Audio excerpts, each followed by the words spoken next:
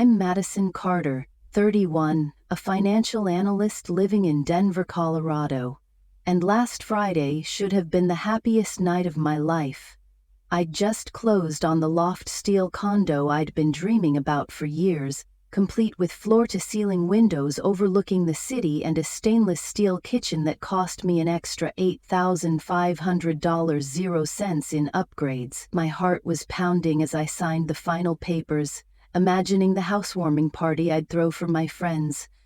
But 2 hours later, I found myself standing in the lobby of my own building, key fob in hand, only to realize that I didn't actually own the place anymore. I stared at the shiny gold key resting in my palm, the engraving still crisp, Unit 402. My phone buzzed with a text from my mom. "Don't get too comfortable. Remember who really holds the deed." Before I could reply, my mortgage broker's name flashed across the screen. "Madison, we need to talk. Something's wrong with your escrow." It was midnight, and I knew in that moment that my celebration had just turned into a disaster I could never have predicted. I still remember that Thanksgiving weekend in Boston like it was yesterday.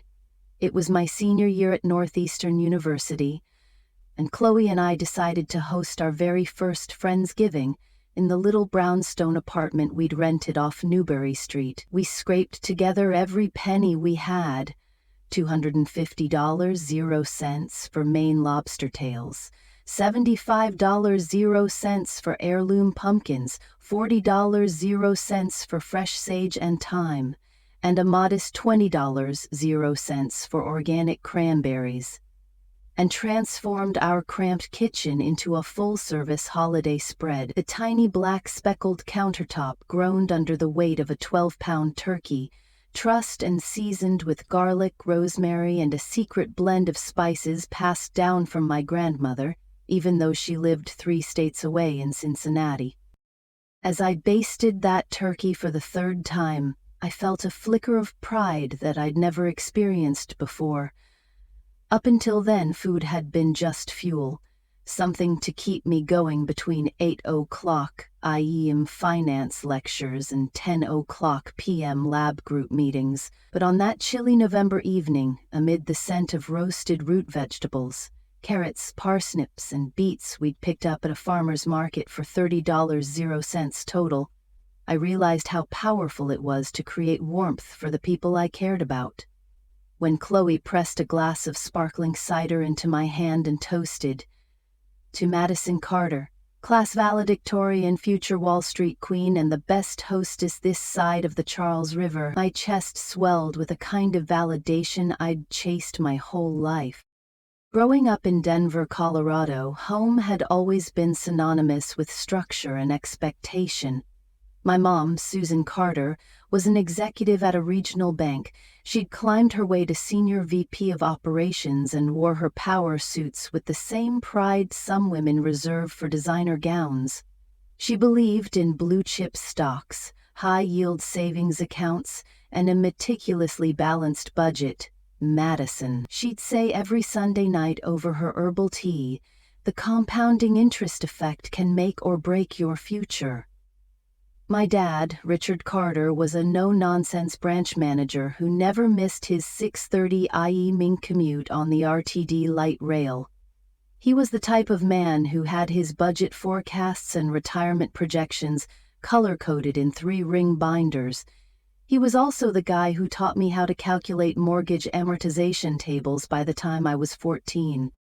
And yet, in that Boston apartment, I felt for the first time that I could stretch beyond their carefully drawn lines.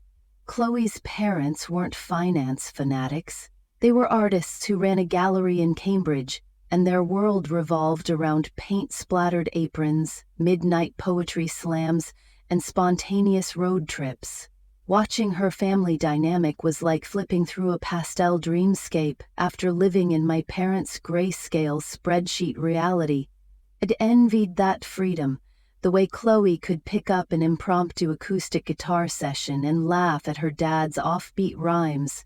In my Carter household, laughter was measured, and spontaneity was frowned upon. Every plan needed a 5-point contingency strategy. That night, though, neither my mother nor my father was there to enforce the rules. It was just me, Chloe, and a cheerful motley crew of undergrads from 5 different majors. I watched as Marcus, our political science major, gave an impromptu lecture about the Electoral College over mashed potatoes. I saw Steph, a theater major, use a stray turkey leg as a makeshift stage prop, and somehow managed to keep a straight face as she belted out her rendition of "Oh, What a Night." I realized that the world Chloe inhabited wasn't reckless. It was unscripted. There, mistakes were learning experiences, not budget overruns. After dinner, we bundled up in scarves and walked down to the Charles River Esplanade. The night air was crisp, hovering around 38 DEGF, 3DC, and the glow of city lights dancing on the water felt like 1,000 tiny celebrations. I pulled my coat tighter, feeling more alive than I ever had in my parents' suburban cul-de-sac. Chloe slipped her arm through mine and whispered, "Mad, you deserve this kind of magic. Trust me." I nodded, my breath fogging the night, and in that moment, I made an unspoken vow. I would chase that magic, that untamed possibility, no matter how uncomfortable it might make my parents. A week later, I flew home for winter break with a journal full of scribbled recipes, budget breakdowns, yes, I still couldn't resist listing costs, and a tentative vision board. First, buy a condo, then build a network, one day host my own holiday feasts in a duplex with a rooftop terrace. My parents listened politely as I described my plans over my mother's precise pour of Merlot and my father's precise pour of Merlot. When I mentioned the word entrepreneur alongside community events, my mother's polite smile wavered. "Madison," she said carefully, "there's a difference between a passion project and financial security. I just want to make sure you're not setting yourself up for disappointment." I felt a familiar tug, like a pulley yanking me back to their timeline, but I also felt a spark of defiance. I was no longer the sheltered teenager begging for permission. I was a 22-year-old with her own set of aspirations. That winter, I interned at a boutique investment firm in Denver. I pored over balance sheets for 12-hour stretches, often fueled by nothing but black coffee and sheer determination. In my off hours, I experimented with hosting small gatherings, wine tastings in my parents' rec room, board game nights with colleagues, to test out my event planning chops. I meticulously tracked every dollar. $12.00 on charcuterie boards, $18.00 on imported San Pellegrino, $5.00 on artisan dark chocolate. Each successful gathering was a little victory lap. My confidence grew, my network expanded, and I tasted the heady combination of financial prowess and creative fulfillment. The following Thanksgiving, I insisted on cooking the entire meal myself: turkey, stuffing, casseroles, pies, the works, for my parents' annual gathering. They eyed my cart piled high with groceries, $85.00 for organic produce, $120.00 for free-range turkey, $60.00 for artisanal pie crust ingredients, as though I was planning a small wedding. When I assured them I had it all under control, my dad grunted and said, "Just don't burn the place down." My mom offered the observed parental admonishment, "Make sure you keep all receipts. We'll reconcile expenses afterward." And yet, as I navigated my mother's 6-burner stove and timed each dish to perfect doneness, I recognized how far I'd come. I was no longer the daughter who needed lectures about overdraft fees. I was the woman who could balance a budget, manage a timeline, and still find joy in the savory aroma of rosemary and garlic. When the meal was finally served, 60-minute turkey, 20-minute gravy, in-house cranberry relish bursting with tart sweetness. My parents sat at the head of the table, passed plates around to neighbors and family friends, and raised their glasses. My mom, holding her wine, said, "Madison, I have to admit, this is impressive."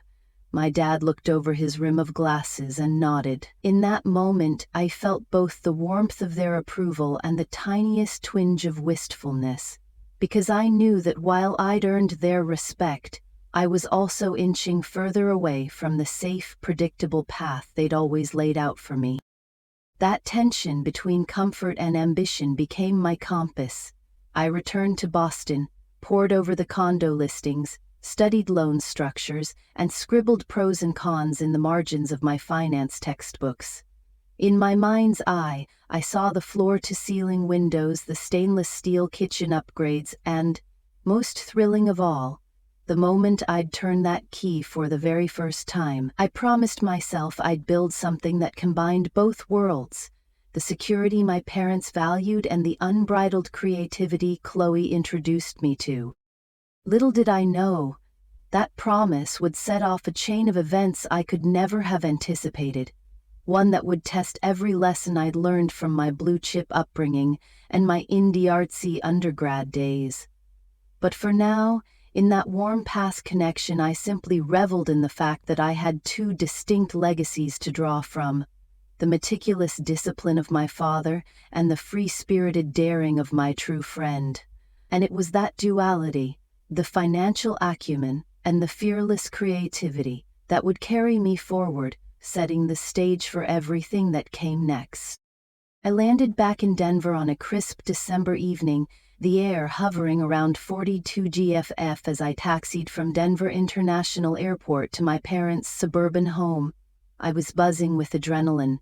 The condo closing was 2 weeks away, and I'd already wired my $30,000, 0 cents down payment, secured my mortgage pre-approval, and even scheduled movers for January 10. I'd let myself dream about how I'd decorate that loft with a cobalt blue velvet couch, a walnut dining table, and a gallery wall of abstract prints I'd commissioned for $2,200, 0 cents. For the first time in my life, I felt truly in control of my future. Yet within 24 hours of touchdown, that confidence felt shaken. On Saturday morning, I logged onto my online banking portal to double-check my escrow balance, only to see it was $4,500, 0 cents short of where it should be. My heart skipped a beat. I'd meticulously tracked every wire transfer: $5,000, 0 cents on December 1st, $7,500, 0 cents on December 5th, $17,500, 0 cents on December 8th. There was simply no way the account could be underfunded. I refreshed the page. Still, $4,500, 0 cents missing. I called my mortgage broker, Elena Martinez, whose direct line I had saved under Lifeline in my phone. She answered on the third ring. "Madison, I'm so sorry," she said, her voice crackling with concern. "There's peculiar activity on your escrow. A withdrawal request came through late last night for $4,500, 0 cents, earmarked as a processing fee. I've never seen anything like it." My stomach dropped. Processing fee? I never authorized that. Elena sighed. "Neither did I. I'm investigating now, but I recommend putting a freeze on any outgoing disbursements." "Do it," I whispered. "Please." After hanging up, I sat at the kitchen island white Carrara marble topped with a bowl of tangerines my mom had placed there and stared at my laptop screen like it was possessed. I tapped over to my email and found a message from my dad's law firm. "Urgent. Trust document signature needed by 5 p.m. today." The sender address was c.carter.familytrust@richardcarterlaw.com. My stomach clenched. I hadn't formed any family trust, nor had I signed anything remotely resembling that kind of document. I forwarded the email to Chloe with the subject line, "Can you look at this?" Her reply was nearly instantaneous. "Mad, that looks fishy as hell. Your dad's office always uses .law domains, not .com. Call your parents." I paced the foyer, carpet plush, pewter gray, while my mom, Susan, chatted with her book club friends in the living room. The murmur of voices about the latest bestseller felt distant, like I was underwater. I inhaled deeply and knocked on the archway.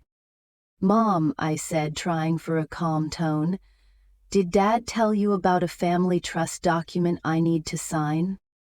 Her face tightened. "Oh, yes, you should have gotten that. Richard emailed it last night. Says it formalizes our estate planning before the new year." I swallowed hard. "I don't remember talking about it."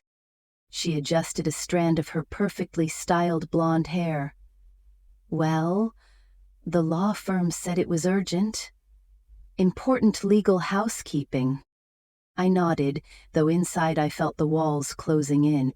I excused myself and retreated to my childhood bedroom, mint green walls, navy pew duvet with constellation print, and pulled the attachment. The PDF looked official, letterhead, signature line, notarization block. But when I hovered over the signer field, it revealed, "Signed by R. Carter, December 10, 2024, and the fine print, "By signing, the grantor cedes full property rights of any residential assets to the Carter family holding." I sank onto the edge of my bed, heart hammering. My mind raced back to the escrow shortfall.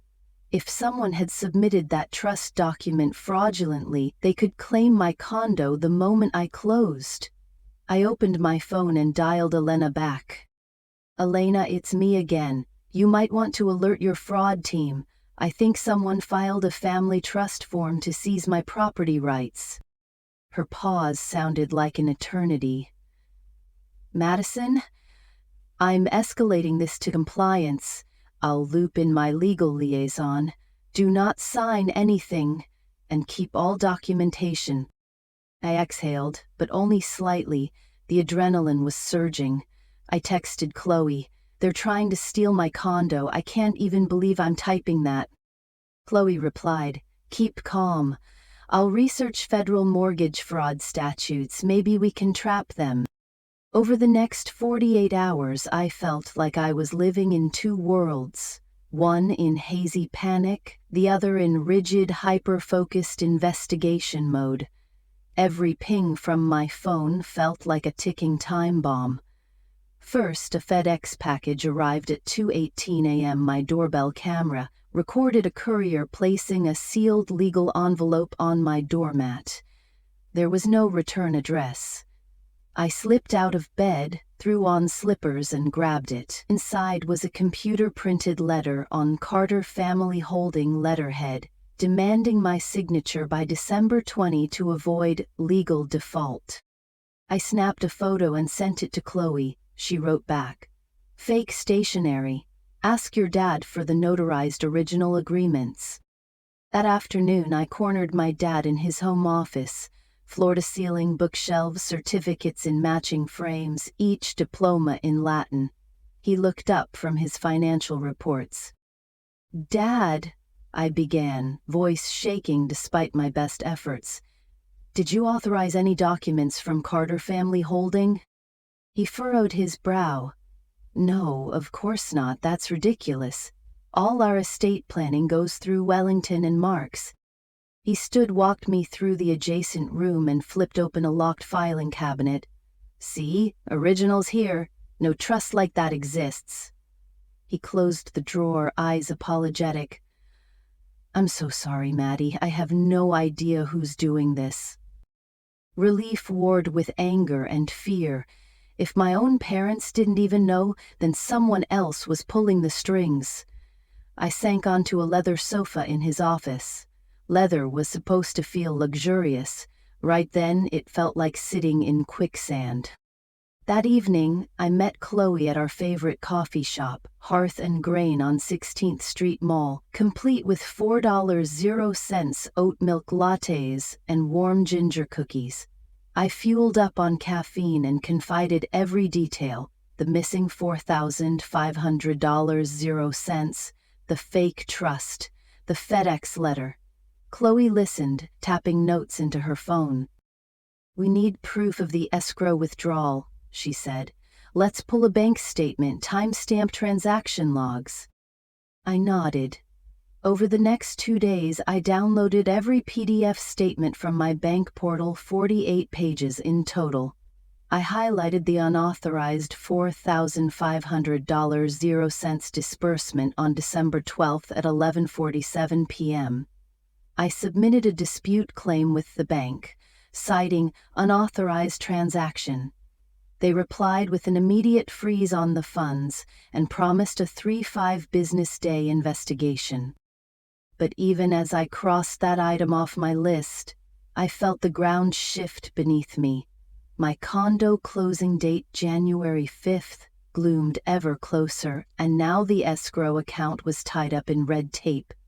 My excitement had morphed into dread.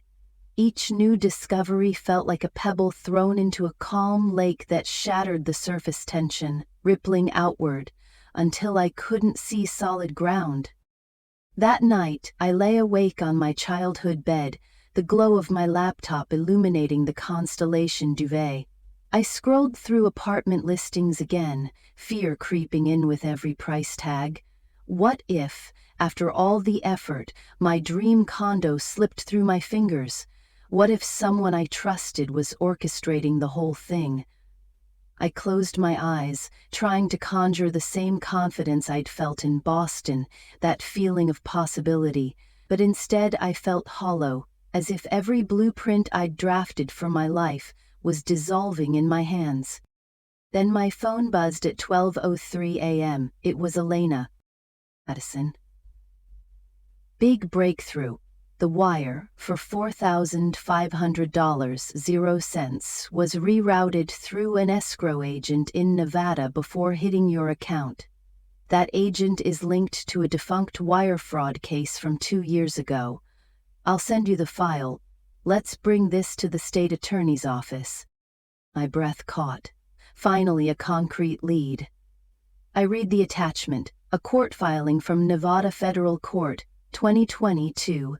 Case No. 22-3R453, naming a shell company called Silver Peak Escrow, shut down for processing fraudulent real estate transactions. My palms tingled. This was my opening. I put my phone down, turned off the bedside lamp, and in the darkness thought, this isn't just a hiccup. This is war. And I was ready to fight. Never imagined that a celebration at my own company could feel more like a trial. It was a crisp January evening, 49 DF outside, the kind of night that makes Denver sparkle under streetlights. I'd been promoted to senior financial analyst at Stratton Capital, and to mark the occasion, the executive team had rented out the rooftop lounge at the Maven Hotel. Champagne flutes were chilled to exactly 45 DGF. The bartender had lined up bottles of $75.00 per bottle Prosecco, and there was a grazing table stocked with artisanal cheeses, $12.00 per ounce, imported prosciutto, $18.00 per plate, and truffle-infused crostine, $22.00 for a platter. I arrived just after 7:00 p.m., glowing from the news that my mortgage had finally cleared. So I thought, and clutching the crisp envelope that contained my $10,000.00 bonus check. My team cheered as I took the elevator up. Marcus, my political science major turned analyst, gave me a playful salute. Priya, our resident Excel wizard, handed me a balloon shaped like a one analyst. The CEO, Robert Stanton, raised a toast. To Madison Carter. Your razor-sharp insights and tireless dedication have driven our Q4 profits up by 3.8% over projections. You've earned every penny of that $15,000 0 cents raise and this $10 0 cents K bonus. I beamed, tears pricking at the corners of my eyes. All my life I'd chased approvals like this. First from my parents, then from my professors, then from my peers, but this felt different. This felt like genuine recognition of who I was and what I'd achieved. I stepped forward to receive the Glass Award, a heavy crystal plaque engraved with my name and Stratton Capital 2025 Rising Star. When I felt a tap on my shoulder, I turned to see my mom, Susan Carter, standing in a tailored navy sheath dress that cost at least $850, 0 cents judging by the designer lining. Her blonde hair was coiffed perfectly, and her blue eyes were sharp. Beside her stood my dad, Richard Carter, in a charcoal gray suit he'd probably paid $1,200, 0 cents for, complete with a matching silk tie. My heart skipped. This was my moment. And here were the people I'd wanted to impress most. I flashed them a smile. Mom, Dad, I didn't expect you to come. Susan leveled a gaze at me before her lips curved into a polite smile.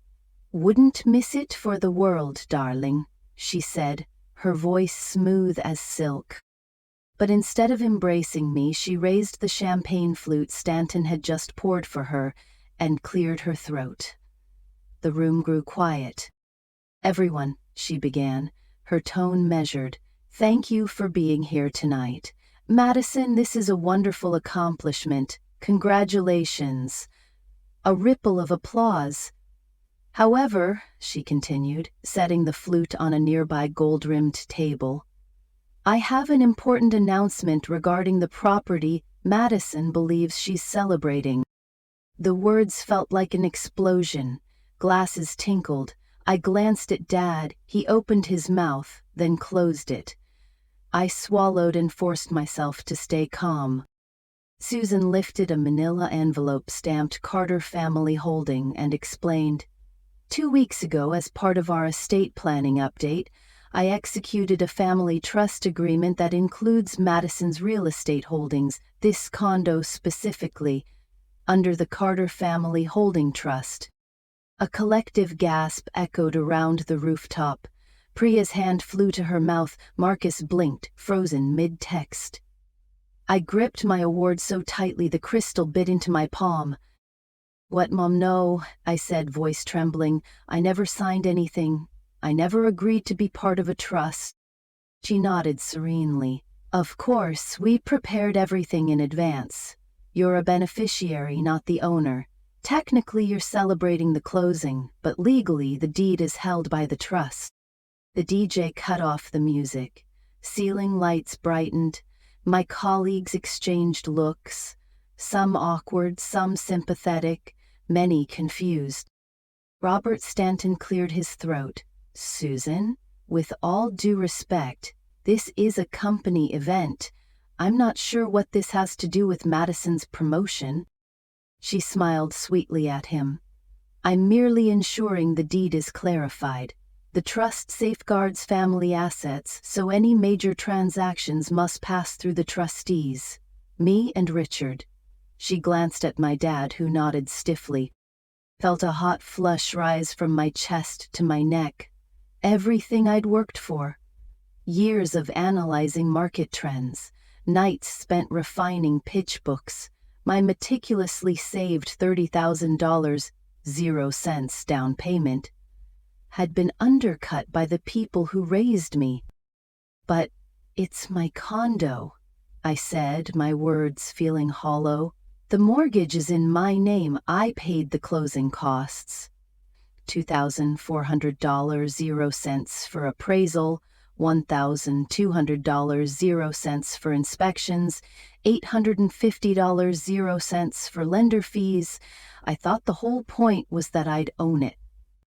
You do own it, insofar as you have the right to live there, Susan replied, her tone almost condescending. But true ownership, the kind that allows you to sell, refinance, or leverage equity, resides with the trust. We handle major decisions to protect family wealth. A hand gripped my elbow. It was Chloe, who'd flown in from Boston after hearing about the escrow irregularities. Her eyes were hard.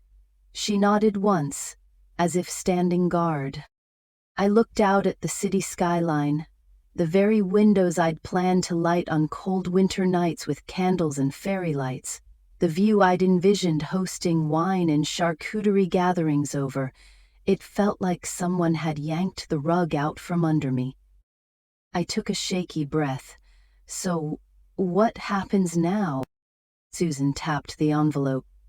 Tonight's festivities may continue, but any mention of the condo as your personal asset is legally inaccurate.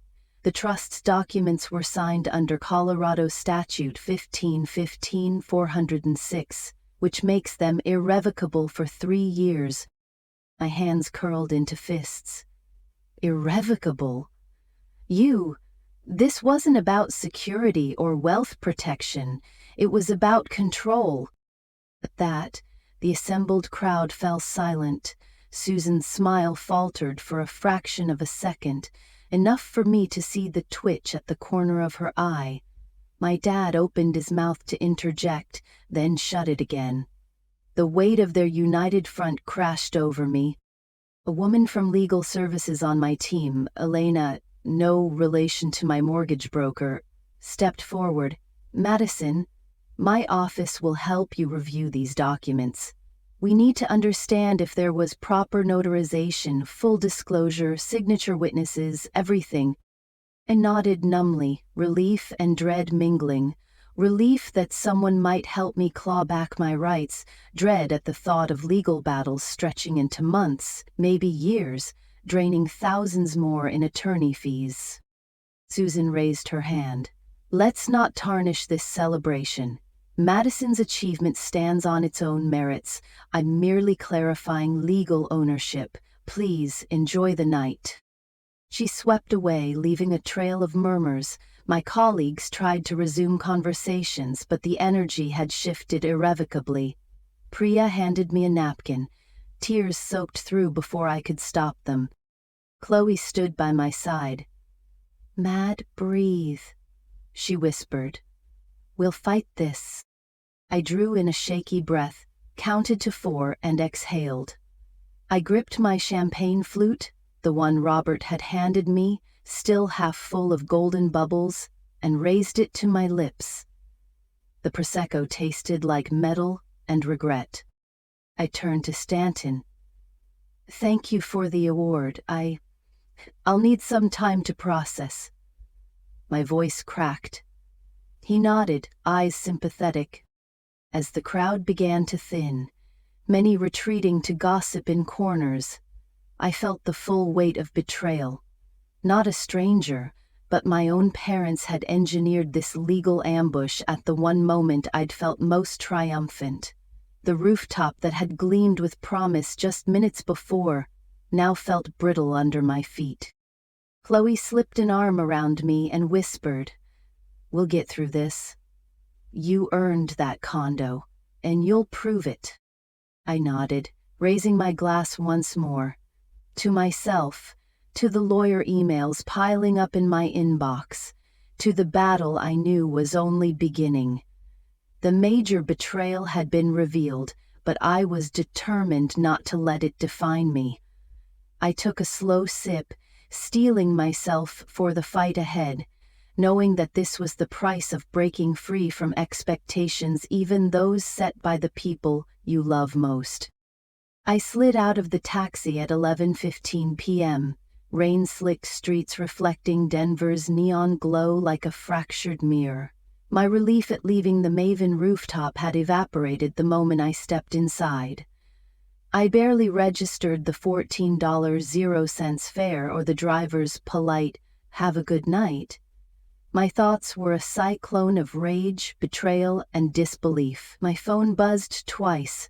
One text from my dad, "Call me tomorrow, we need to talk." and a group thread from colleagues speculating what had really happened. We heard Susan made a surprise announcement. "Is Madison okay?" This is wild. I stared at the screen, my thumb hovering over read, then switched the phone to do not disturb. My condo key fob felt heavy in my pocket as I trudged up the staircase to Chloe's loft. 240 steps in total, each one echoing with memories of easier times. When I finally reached her fourth-floor door, I pounded until she swung it open, eyes wide. "Madison, you look like you've seen a ghost."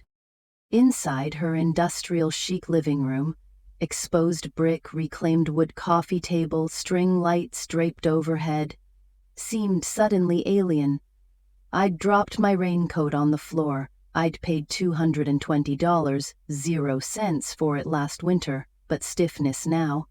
Peeled off my soaked heels and sank onto her navy velvet sofa. They hijacked everything, I croaked. My parents, my trust, my home. Chloe knelt beside me, her $65, 0 cents throw blanket slipping off her shoulders as she wrapped me in it. "Tell me exactly what happened." I closed my eyes, vision blurring with tears. "Tonight, I thought I was celebrating a promotion. $10,000, 0 cents bonus, $15,000, 0 cents raise, a crystal plaque worth $400, 0 cents.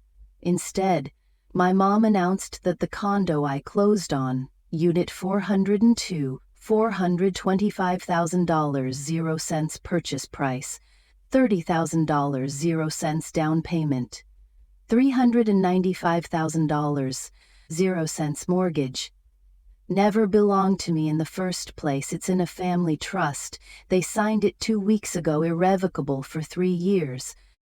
Chloe's jaw clenched. "So all that money you wired, the $2,400, 0 cents appraisal fee, $1,200, 0 cents inspection, $850, 0 cents lender fees, and the escrow." I shook my head. "It's moot. I have the paper trail, but they have the legal deed. The trust documents, Colorado Statute 15-15-406. They're airtight. My dad said he didn't know. My mom said it was for my protection." Something cracked inside me. I wiped my nose on the blanket and felt a sob rising. I thought I knew them. The tears came hard. I sobbed until I shook, the kind of sob that rattles your bones and leaves you raw. Chloe held me as I relived every moment. The elevator ride up, the champagne toast, the hush when my mom spoke. Each detail was a dagger twisting deeper. My throat constricted and I couldn't catch my breath. "Breathe with me," Chloe whispered, guiding me through slow inhales and exhales. I tried, but the room spun. I stood abruptly, clutching the back of the sofa. "I can't do this," I gasped, backing toward the balcony door. He followed, arms out. "It's okay. You're safe here." I stepped onto the rain-wet concrete balcony. The city lights stretched beneath me, distant and indifferent. I pressed my hands against the cold metal railing, searching for steadiness. My reflection in the glass doors stared back, eyes red, mascara streaked, hair plastered to my face. I felt old before my time. Back inside, I stumbled toward the kitchenette. The counter was cluttered, half-empty wine bottle Chloe had intended for her friend's birthday, 2 $6, 0 cents paper cups, and a stack of unpaid bills I'd left behind last month. Credit card statement, $1,250, 0 cents balance. Electric bill, $120, 0 cents. Normally I'd handle them with calm efficiency, but tonight they felt insurmountable. I grabbed the bottle, poured myself a glug of red wine, Chardonnay's sweeter cousin, at $28, 0 cents a bottle, and drank it straight from the rim. My phone buzzed again. An email from my mortgage broker, Elena, subject line, urgent, title search hold. I stared at the preview. Title company placed a 30-day hold due to contested ownership. We need to resolve this or your loan will be cancelled. The glass slipped from my fingers and shattered on the tile. I knelt, cutting my palm as I gathered the pieces. Blood welled and pain tore through me both physically and psychologically. The red pooled around the shards, mixing with the wine I'd spilled. I pressed my hand to my chest, breathing unevenly. The juxtaposition was too sharp. Broken glass, broken promise, broken spirit. Chloe returned with a first aid kit, $12.00 at the pharmacy, and gently wrapped my hand. "You're bleeding," she said softly, "just like your heart." I wanted to scream, to rip down every greeting card that said family is forever, home sweet home, and throw them into the fireplace. Instead, I curled into a ball on the sofa, clutching the blanket and stifling fresh tears. The hours blurred. Chloe tried to talk, words of comfort, legal options, "We'll call the state attorney tomorrow," but they floated past me, disconnected.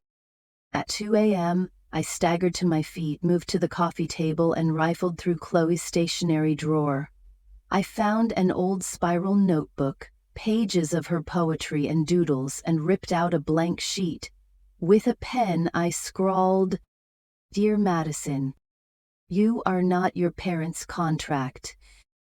You are not their secret clause. You are a living, breathing soul, deserving of trust, love, and a home." I folded the paper, slid it under the sofa cushion, and lay back down. Chloe turned off the lights and sat beside me in the dark, back pressed against the armrest, legs curled. The only illumination was the amber glow of the street lamp seeping through the blinds. I stared at the ceiling, mind racing. 30-day title hold. $395,000 0 mortgage jeopardized. $5,000 0 legal retainer I'd need for a quick consult. Potential loss of my dream condo. The weight of each bullet point crushed me. I inhaled the faint scent of Chloe's lavender candle. $14 0. But even that stung my eyes. I whispered into the darkness, "I can't do this alone." Chloe's voice was a balm. "You're not alone. I'm here. And we've got Elena, your team at Stratton, and 2 lawyers lined up by 9 a.m. I nodded, though the tears had dried. My chest tightened, lungs aching. I felt like a marathon runner who'd been blindsided by a sudden storm at mile 20. Exhausted, soaked, muscles cramping. There was no cheering crowd at the finish line, no medal of recognition waiting. Just a legal gauntlet and the knowledge that I'd have to start again. Yet as the first hints of dawn crept through the blinds, pale pink and orange streaks cutting through the night, I realized something. This collapse, this darkest moment, was not the end. It was a crucible. Every cracked plate, every shattered dream, was forging me into someone stronger. Chloe stirred, sliding an arm around me. "Let's get some rest. Tomorrow we take action." I closed my eyes, exhaustion finally pulling me under. But before sleep claimed me, I felt the echo of my own words, the ones I'd hidden under the cushion. "You are a living, breathing soul, deserving of trust, love, and a home." And in that fragile hope, I found the spark I needed to rise again. I woke at 7:42 a.m. to the beep of my phone alarm, an ungodly hour for a Saturday, and for a split second I forgot where I was. Then the events of the past 48 hours crashed in, the rooftop ambush, the shattered glass, the blood-soaked tile, the 30-day title hold on my dream condo. My chest tightened, and I fought the urge to pull the covers back over my head and pretend none of it had happened. But Chloe was already up, her silhouette framed by the loft's floor-to-ceiling windows. She offered me a cup of coffee, dark roast from Good Neighbors Cafe, $3.50 per cup, and a half smile. "Time to suit up," she said, tossing me a crisp button-down shirt and blazer she'd borrowed from her closet. "We've got work to do." I sat on the edge of her bed, staring at the clothes as if they were battle armor. It felt surreal. Less than 12 hours ago, I'd been curled into a fetal position, convinced my life was collapsing. Now, with a $5,000 0-cents legal retainer already wired to Denver Law Group, and appointments lined up, I realized the only way forward was through action. Over steaming lattes and Chloe's homemade quinoa berry parfait, blueberries, raspberries, and a drizzle of local honey, $12.00 for the organic fruit, we laid out our strategy on her reclaimed wood coffee table. The key players. 1. Elena Martinez, my mortgage broker, who had flagged the escrow fraud and promised to liaise with the title company. 2. Harper & Shaw, the boutique real estate attorneys we'd hired for an initial consultation at 10 a.m., found Field Marshal for the 5th time since his arrest. Sentences of 5 years to life and 3 bailout payments for the first hour. 3. Denver County Title Company, where the 30-day hold was in place pending a verified chain of title report. Estimated cost for expedited release, $250.00. Or Colorado State Attorney's Real Estate Fraud Unit, which Chloe had already called. They'd asked us to submit all evidence ASAP. I grabbed a notebook and wrote at the top, "Recovery Spark, turn adversity into advantage." Under that, I listed 3 objectives. Clear the title hold. Secure temporary housing plan if closing is delayed.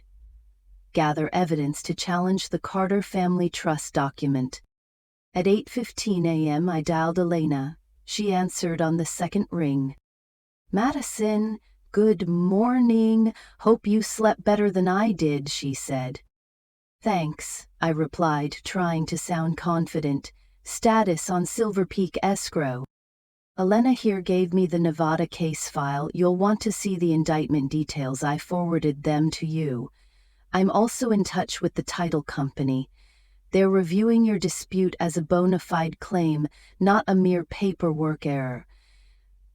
Expect them to release funds within 48 hours if they confirm the fraud link." "Great. And the trust docs?" "Harper & Shaw's paralegal emailed me a draft conflict of interest waiver. They'll push to admit your bank statements, the unauthorized trust agreement, and the FedEx package as evidence in their motion to vacate the trust under Colorado Rule of Civil Procedure 121 SS 115. Her phrasing was precise, reassuring. I exhaled. "Thank you, Elena. Let's keep the momentum." By 9 a.m., Chloe and I were in a Lyft to Harper & Shaw, $22.00 fare plus a $4.00 tip. Their office was a sleek high-rise at 18th and Lincoln, polished marble floor, abstract art, glass conference rooms. We settled into leather chairs. Partner Jared Shaw, 45, salt and pepper hair, greeted us with firm handshakes. His associate Monica Green, 32, had my file open on her tablet. The clock hit 10 a.m. "Madison," Jared began, "we've reviewed everything. The fraudulent escrow withdrawal, the unauthorized trust document, the wire fraud indictment in Nevada. Our first step is a motion for preliminary injunction to lift the title hold. Statute gives us a path to demonstrate irreparable harm if the hold remains. We'll file by Monday morning." Monica chimed in. "We'll need certified bank statements, the FedEx envelope, email headers from the trust doc, and proof your parents didn't authorize or benefit financially. Chloe's testimony on the trust filing discrepancies will help." I nodded, heart racing with relief. I have the bank PDFs. FedEx envelope is at Chloe's. Photos and chain of custody log are ready. My dad's office confirmed no trust was ever filed through them. And Chloe can attest to the domain spoofing and notarization irregularities. Jared smiled. Perfect. We estimate $2,200, 0 cents in legal fees up to the injunction hearing. Your $5,000 0 cents retainer covers us through March. I scribbled notes. The numbers, legal costs, retainer balances felt oddly comforting, like a roadmap rather than chaos. At 11:30 IMM, we paused for lunch at a nearby deli. Pastrami sandwich for $11.50 and iced tea for $2.75, and I finally felt my shoulders relax. I realized I was hungry, really hungry. For food, for victory, for normalcy. By 1 p.m. I was on the phone with Denver County Title Company's claims department. A customer service rep named Laura confirmed they'd upgraded my dispute to priority review. She gave me a direct line to the senior title officer, promising to expedite your case. The hold might be released as early as Monday, she said, provided Harper and Shaw's motion was filed. Next, I contacted the Colorado State Attorney's Real Estate Fraud Unit. Agent Miguel Torres asked for a formal submission via their online portal. I spent the next 90 minutes uploading PDFs. My 48-page bank statement, the fraudulent trust doc, the FedEx tracking record, the Nevada court filing, and Chloe's written affidavit.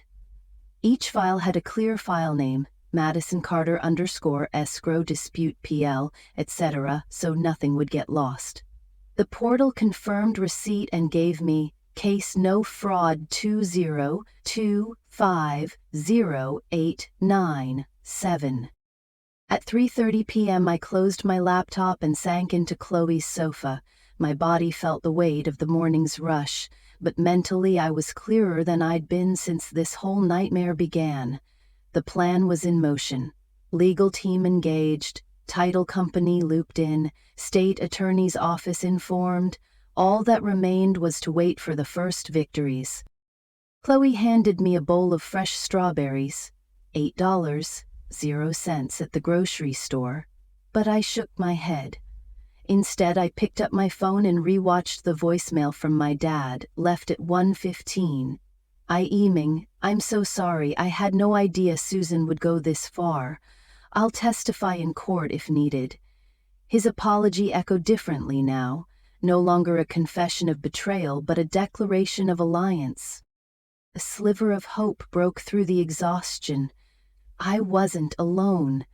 My team of professionals, my chosen family, even my wary parents were rallying behind me. The spark that Chloe mentioned back when the sun first rose was igniting.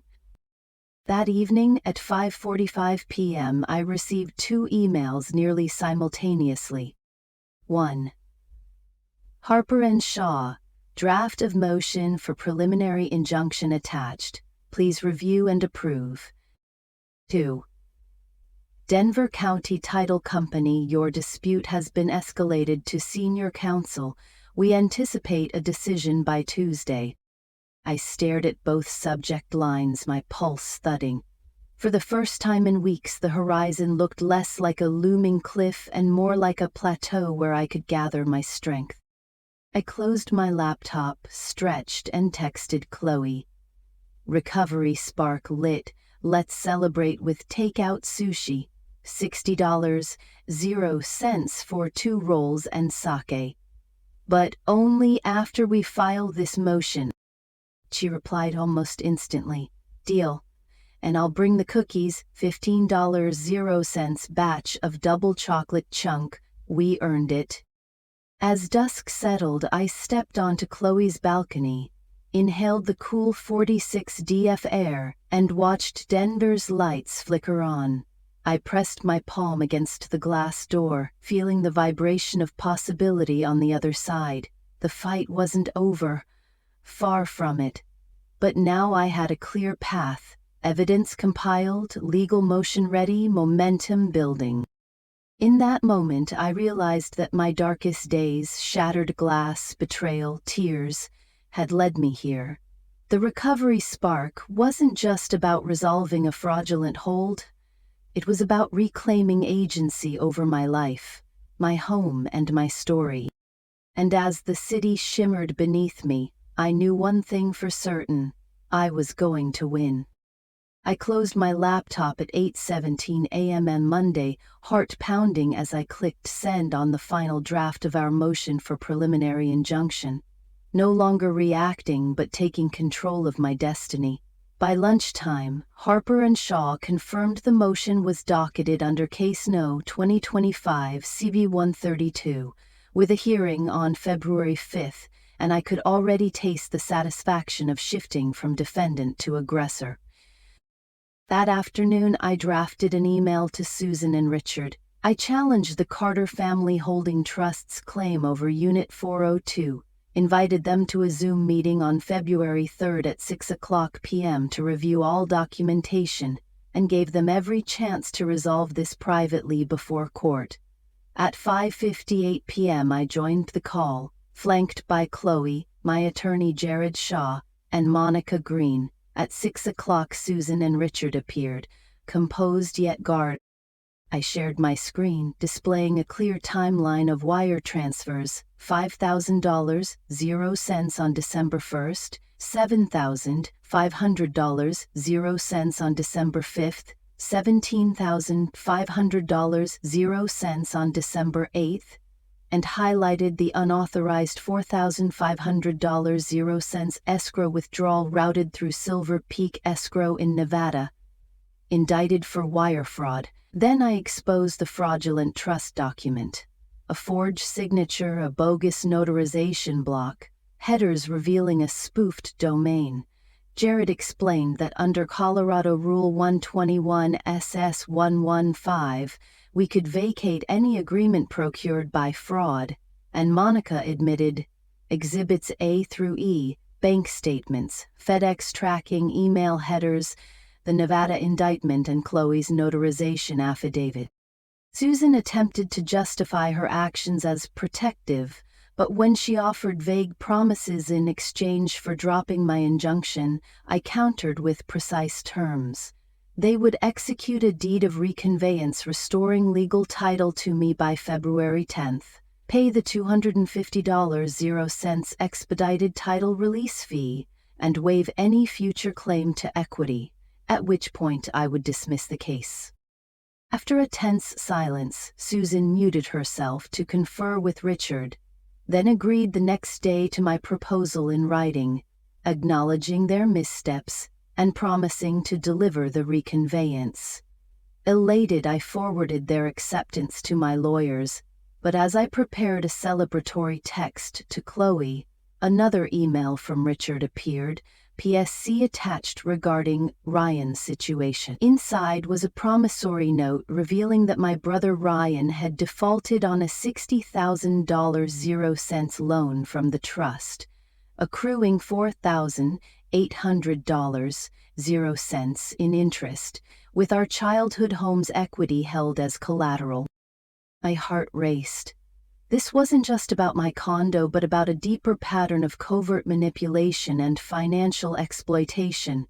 I sent the loan document to Jared with one line, "New leverage, advise," and instantly received Monica's reply, "We'll integrate this into our settlement strategy. The trust must account for all fiduciary duties or face punitive damages." I closed my eyes, a triumphant smile spreading as I recognized I was not merely defending my rights, but commanding the narrative. With each revelation, the fraudulent escrow, the secret trust, now Ryan's concealed debt, I was proving one undeniable truth. I make my own terms. I'm Chloe Daniels, Madison's ride or die since freshman year at Northeastern, and if there's one thing I've learned from threading through her chaos, it's that she makes magic out of madness. The night she first texted me about the missing $4,500, 0 cents, from her escrow account, I dropped my midterm study guide, worth maybe a 3.8 GPA, and raced across Boston Logan Airport to Denver. I remember sitting in my rental Prius on I-70 glancing at the GPS and wondering if I'd driven off a cliff or into the start of something epic. When I finally burst into Madison's apartment, her sanctuary of swatches and sample boards, I found her huddled on the sofa, mascara-streaked, clutching a broken wine glass handle like it was a lifeline. In that moment, I knew my role: legal Sherpa, breadcrumb crumbler, and emotional support in 6-inch heels. I spent the next few days reversing domain spoofing, reconstructing email headers, and filing affidavits, as if I were editing a forensic thriller instead of helping my best friend fight her own family. Flash forward 6 months, I'm perched on the balcony of Madison's Manhattan penthouse, the kind of space that would have cost me a lifetime of adjunct gigs. Rent is $8,500 a month plus another $650 for valet parking. We snagged a corner unit overlooking Central Park. Floor-to-ceiling windows flood the great room with light, and there's a wet bar built into an archway she insists on calling the celebration station. It's here, amid clusters of friends in cocktail dresses and sharp suits, that I realize we've graduated from crisis consultants to co-hosts of Madison's new life chapter. I watch her glide across the terrazzo flooring, a glass of rosé in hand, and I remember her first shaky Zoom meeting with her parents. How her voice wavered, then found steel. I see that same steel now as she chats with her new equity partners, closing a $1,200,000 0-cents deal on modular workspace investments. The $60,000 0-cents loan fiasco with her brother Ryan, that became a catalyst for her family trust reform project. She's raising $25,000 0-cents to underwrite legal aid for heirs and creditors in predatory family wealth structures. Over chafing dishes of truffle-salted popcorn and mini lobster rolls priced at $4 0-cents each, I lean in and say, "Remember when you thought your world ended over a $395,000 0-cents condo?" She laughs, eyes gleaming. "Best plot twist ever," she replies. Later, on the rooftop terrace, she taps the mic. "Thank you all for being part of this journey. From the betrayal that almost broke me, to the friendships and found family that built me back up." She holds up a sparkling water bottle branded with our inside joke label. "Sparkle like you mean it." The room bursts into cheers. That's when I realize the real bonus insight. Madison's story wasn't just about recovering property rights or outmaneuvering a fraudulent trust. It was about the people who stood by her. Me, her legal team, the anonymous donor who wired $5,000 0-cents at 2 a.m., and the unexpected ways we become family. It's a reminder that sometimes being a side character means having the best seat in the house. And as the New York skyline glows behind her, I know we didn't just rebuild a life. We rewrote the definition of home. I held my breath as I clicked publish on LinkedIn at 9:03 a.m. on March 12, 2025. My post, titled "When Family Trust Becomes Family Trap," included a concise narrative of my battle, a redacted copy of the Carter Family Holding Trust Agreement, the forged notarization block, and clear screenshots of the $4,500 0-cents unauthorized escrow withdrawal. Or wrote, "Today I reclaim not just my home, but my truth. Here is the evidence of a trust agreement signed without my consent and a pattern of covert financial maneuvering to bail out my brother's gambling debts at my expense. Transparency is non-negotiable." Within minutes, the post had 1,200 likes, 300 comments, and 800 reshares. By noon it had been shared over 12,000 times, by the end of the day over 50,000. Messages flooded in, some from supportive strangers offering pro bono legal advice, others from friends of friends who'd experienced similar betrayals. A few I noticed came directly from employees at my parents' bank, hinting they'd been suspicious of Susan and Richard's personal accounts for months. 2 hours later, I received an email from LinkedIn's legal team. They'd flagged several comments for defamatory language and were requesting clarifications. I calmly replied with links to the public court filings, Case No. 2025, CV 1234, and to the motion for preliminary injunction, now vacated by mutual agreement when my parents executed the deed of reconveyance on February 10th. I reminded them that every document I'd cited was a matter of public record. Meanwhile, Susan posted her own statement, painfully short, on her private LinkedIn profile, which I discovered via a mutual contact. I deeply regret the distress caused by my actions. My intention was to protect family assets, not to control my daughter. I apologize to Madison and welcome the opportunity to rebuild trust. Her post received just 47 likes and 2 sympathetic comments from extended relatives. It lacked any mention of Ryan's loan fiasco or the $15,000 0-cents fine the court levied against the trust for filing fraudulent documents. That penalty had been assessed on March 5 by Judge Patel in Denver County District Court, a $10,000 0-cents punitive fine plus $5,000 0-cents in court costs. At 4 p.m. I joined a live webcast hosted by Real Estate Fraud Watch.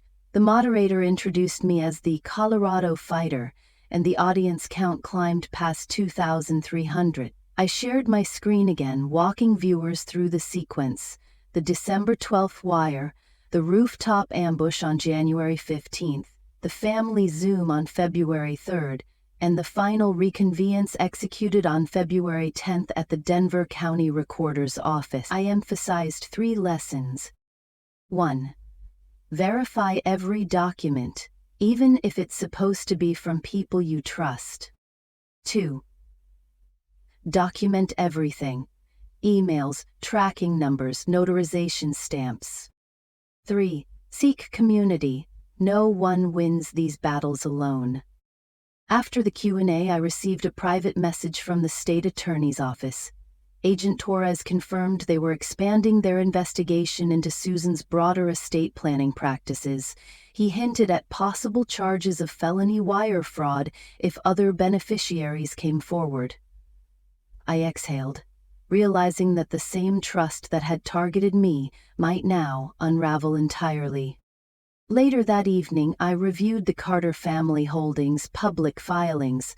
Their annual report for 2024 had listed real estate holdings, $3,200,000, 0 cents. But a newly filed amendment on March 10th reduced that figure to $2,800,000, 0 cents, reflecting the reconveyance of my condo $425,000, 0 cents, and the write-off of Ryan's defaulted $60,000, 0 cents loan plus accrued interest, $4,800, 0 cents. Susan and Richard had quietly restated their assets to mitigate SEC scrutiny, but the amendment's footnote admitted corrections due to beneficiary reconciliation. On March 14th at 8 a.m., the Denver Post ran an exposé.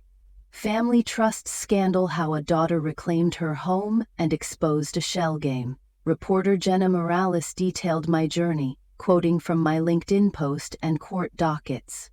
She noted the irony that Susan, a longtime bank executive, had weaponized her own financial expertise against her daughter. That night, I logged into my Carter Holdings shareholder portal, where I held a nominal 1% stake, and saw my name illuminated in the Beneficiaries tab no longer. Instead, it read, Madison Carter, conveyed, rights restored. A separate notice informed all shareholders that due to material misrepresentation, the board had voted unanimously to dissolve the Carter Family Holding Trust effective April 1, 2025. Remaining assets would be liquidated with net proceeds distributed evenly among beneficiaries, minus legal and dissolution fees, capped at $35,000. I felt a thrill. The same structure that tried to trap me was now being dismantled. My phone buzzed with a text from Ryan. "Sis, I'm so sorry. I see now how messed up things got. I'm getting help. Love you." I replied, "Love you too. We'll fix this." That weekend, I attended a local trust reform panel hosted by Colorado Women in Finance. I shared my story, urging legislators to tighten notarization procedures and require beneficiary consent for any trust amendments. A state senator in the audience asked to co-sponsor a bill mandating two-party digital signature verification, an initiative that might pass by next session. By the end of March, Susan and Richard had stepped down from the board of several civic organizations. Every invitation rescinded, every honor retracted. Their professional reputations lay in tatters. Friends I'd known since childhood warned me they'd been quietly ostracized. I walked into my condo on April 2, 2025, the morning sunlight warming the hardwood floors. The stainless steel kitchen gleamed. On the fridge, Chloe's spiral note still read, "You are a living, breathing soul, deserving of trust, love, and a home." I smiled, closing the door behind me. The antagonist's downfall had been total. The trust dissolved, the fines paid, the apologies uttered, but more importantly, accountability enforced. I poured myself a cup of coffee, this time from my own kitchen with no strings attached, and in that moment I felt the sweetest victory: justice delivered, autonomy reclaimed, and a clear path forward, built entirely on my own terms. I slid the final document across the oak desk at the Denver County Recorder's Office on April 10, 2025. 8 weeks to the day since I first realized my dream condo was under siege. The deed of reconveyance bore my name alone, crisp black ink on parchment, white paper, recorded at 9:47 a.m. under Book 2025, page 119. As the clerk stamped it, I felt a low, steady hum of triumph rise in my chest. This was more than legal closure. It was personal vindication. Back at home, I placed the reconveyance paperwork in my stainless steel kitchen drawer, next to the $395,000 mortgage agreement, the $2,400 appraisal receipt, and the notarized affidavit Chloe had signed. Each paper told a chapter of the story, a ledger of conflict turned victory. I brewed a celebratory cup of fair trade Ethiopian coffee, $16.00 per pound, but worth every sip, and settled on the navy velvet sofa Chloe had gifted me 6 months earlier. Sunlight filtered through the floor-to-ceiling windows, illuminating the matte deck hardware and the light gray walls.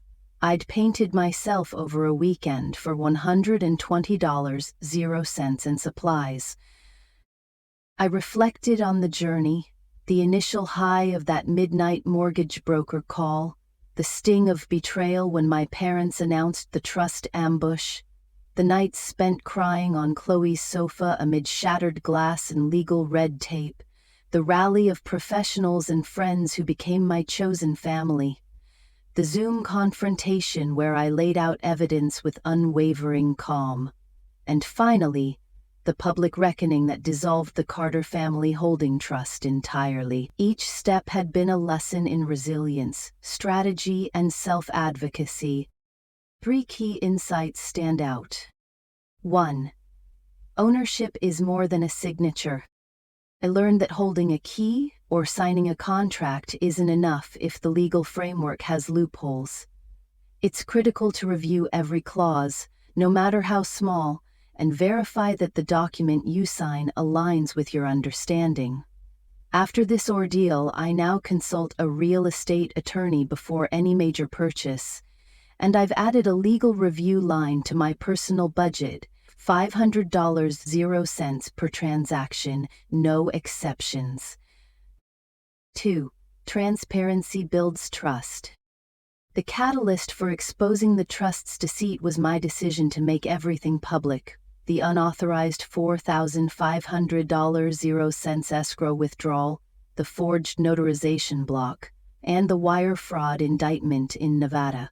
By sharing my story, first in that Zoom call, then on LinkedIn and Real Estate Fraud Watch, I invited accountability and inspired others to come forward. Over 200 people privately messaged me about similar family wealth abuses, and we've now formed a support group that meets monthly at Good Neighbors Cafe. Our mission? Educate, empower, and draft family financial charters to prevent hidden clauses. 3. Choose your allies wisely. I once believed that family was the only truly reliable support system. This experience taught me the value of chosen family, friends, mentors, legal experts who act in your best interest. Chloe's rapid cross-country response, Elena Martinez's precision in flagging fraud, Jared Shaw's courtroom guidance, and even the anonymous $5,000 0 cents donor who freed up my resources at 2 a.m. Each played a vital role. Today, I keep a champion list, a spreadsheet of 10 people I can call in a crisis, with their contact info and areas of expertise. It's my modern version of contingency planning. By mid-April, I was back at Stratton Capital, presenting a new Q2 analysis with the same confidence I'd displayed in that fateful rooftop lounge, only this time, I knew I owned my success completely. My desk was decorated with a framed copy of that spiral notebook pledge Chloe wrote. You are a living, breathing soul, deserving of trust, love, and a home. Donating a small plaque engraved with the words, 200% transparency, a mantra I'd adopted, after realizing how partial disclosures had nearly cost me everything. That evening, I hosted a small housewarming at Unit 402, 8 friends, 2 bottles of $45 0 cents rosé, and a grazing board of $14 0 cents per ounce, cheeses with $25 0 cents charcuterie. As we toasted on the balcony, air crisp at 52 DGF, I looked at the cityscape I'd fought so hard to secure. My phone buzzed with a text from my brother Ryan. Hey sis, I met with the debt counselor today. Thanks for pushing me to face the truth. Love you. I smiled and texted back, proud of you, always here. Moments later, my parents arrived, unannounced, with a bouquet of lilies priced at $32 0 cents. Susan hugged me, her eyes sincere but cautious. Madison, she said, voice soft, I'm sorry we didn't see the consequences of our actions. Thank you for teaching us the importance of transparency and consent. Richard nodded, handing me an envelope with 2 checks, $250 0 cents for the title release fee and $5,000 0 cents to help Ryan's rehabilitation fund. We want to show we've learned, too, he added. I took a deep breath. Thank you, I replied, but this is about more than money. It's about rebuilding trust, step by step. We stood together on the balcony as the sun dipped below the mountains, casting a golden glow over Denver. The condo, once a battleground, had become a place of reconciliation and new beginnings. As the night settled, I realized the final lesson. Owning your story means owning your future. I had transformed a legal nightmare into a roadmap for empowerment, not just for myself, but for thousands who reached out after my LinkedIn post. My journey from betrayal to victory underscored one enduring truth. When you claim your agency, no clause, hidden or overt, can deny you the life you're determined to build. And with that conviction, I stepped inside my home, and embraced the possibility of every tomorrow, on my own terms.